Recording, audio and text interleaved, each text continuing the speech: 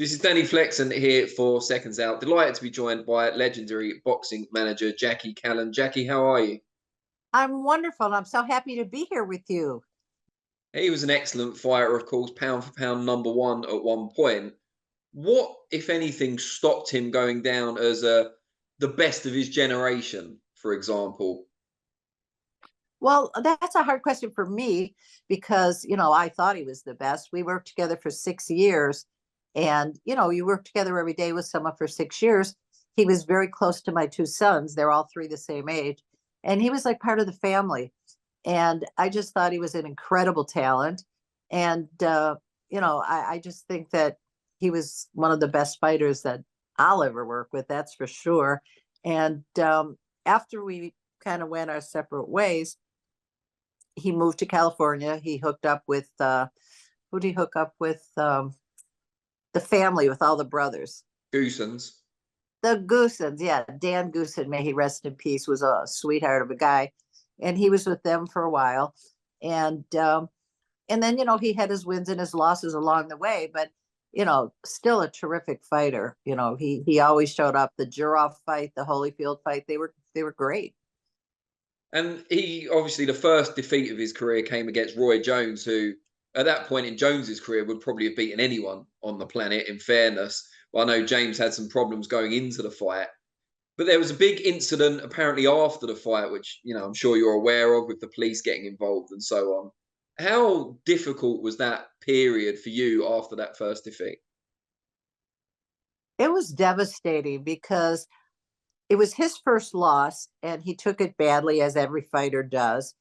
And I think for a while there, maybe for that evening when we got home, he was blaming me for taking the fight, even though he did want it at the time.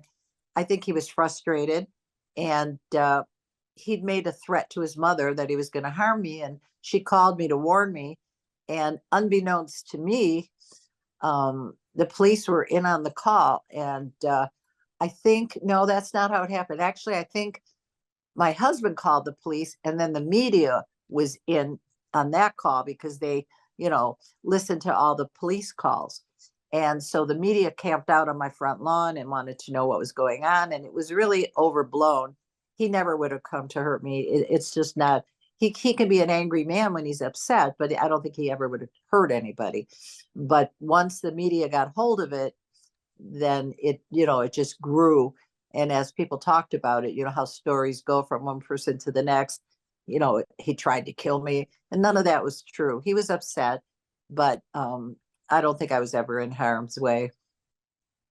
When you saw him after you guys split and he was, perhaps going on too long, perhaps taking some fights at weights that he shouldn't have been at, how frustrating or disappointing was that for you, because you had no control over that process anymore? Well, I was so devastated that we had to split, that he chose to go in another direction. That was my first experience with a fighter leaving. And I mean, I know now after 45 years that fighters come and they go and they change managers and trainers, but I didn't know that at the time. I guess I just thought that we'd be together his whole career. So it was a really hard blow for me. And then we reconciled after that incident. We finished out our contract for the next year. But at that point, he chose to go in another direction. And that was really painful. And from that point on, every fight, my heart was in it. Because even though I wasn't managing him anymore, I felt connected to his career. And so there's things I probably would have done different if we were still together. But, it's 30 years ago. So I never really think about that anymore. We're friends now and everything's fine. But I always wish that it had worked out a little differently. But you can't go back. So I just have to remember all the good times. And he's just a big part of my life. How aware were you during the midst of all this success and of what a pioneer you were, as, I know it gets harped on a lot, but as a woman in a predominantly man's world, man's industry? You know what? I was only made aware of it because the media made a big thing of it. There's no women in this sport, and a white suburban blonde woman.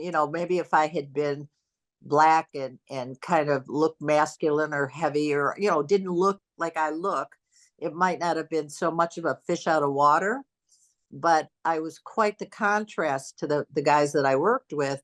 And I think that added to the novelty of it, Mm. you know, that I was this petite, blonde, white woman from the suburbs who was hanging out in these grungy boxing gyms, 100 degrees, cockroaches and all.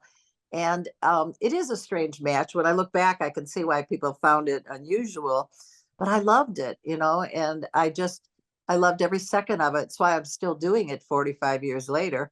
And I have the same passion for it now that I did then. I have a young fighter now, Mike Quan Williams, who is 20-0 draws. And I'm just as excited at his fights as I was back in the days when I worked with Tommy Hearns and when I managed James Toney. I have a passion for the sport that just doesn't go away. There's a much larger female involvement in boxing in general now than there used to be. And I'm sure a lot of those young women have looked at you as a role model. Did you have anyone back then that you could look at as a role model, especially from the female side? Not at all. The only person, actually, there were two people I knew of. This Becky, what was her name? An older lady named Becky who worked with Jeff Chandler, who was, like, I think, a featherweight champion. She worked his corner. I thought that was really novel. And her husband had died and she took over. And then, of course, Eileen Eaton, who used to promote the fights at the Olympic Auditorium in LA.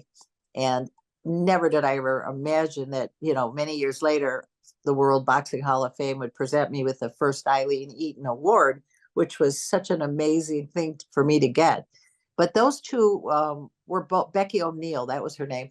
But both of those women were ahead of time in my particular joining into the sport. They were both gone. And so I didn't have any female to ever talk to about it. I had to just kind of feel my way through. Emmanuel was a wonderful mentor, and he would tell me, just hold your head up, don't worry what they say. And, of course, all the innuendos, a woman in a man's sport, which one was my boyfriend, which promoter was I involved with, it was a lot of, you had to have a thick skin and hold your head up high and not let anything dissuade you, because there were a lot of people that told me I should be a ring card girl, and that was probably the best thing that a woman should do. Or they would say, well, who's the real manager? Is it your husband? Is it the fighter and you're just a front?